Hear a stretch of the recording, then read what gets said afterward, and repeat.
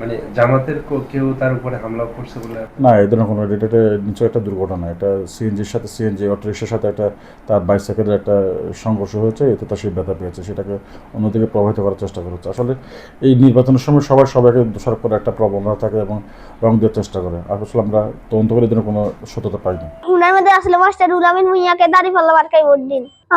এখানে মারছে, এখানে এগুলো বেশি ব্যথা হয়েছে, একটু লাথি মারছে।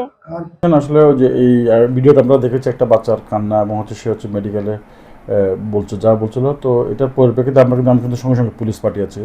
আমি সদর ওসিকে বলেছি আপনার মোবাইল টিম পাঠিয়েছে, এবং আমরা যেটা জেনেছি সেটা হচ্ছে একটা সিএনজির সাথে হচ্ছে ছেলেটার হচ্ছে বাইসাইকেলের একটা ইয়ে হয়। এটা যদি কেউ যদি দলীয় কোনো পরিচয় কিংবা দলীয় কোনো ব্যাপার এখানে এটা এটা খুবই আসলে দুঃখজনক। এদের কোনো ঘটনা আসলে কিন্তু ঘটেনি। নিউজ আমি ফেসবুকে ভিডিওতে দেখেছি, আমার কাছে কেউ কোনো এ ব্যাপারে অভিযোগ দলীয়ভাবে জানায় নাই।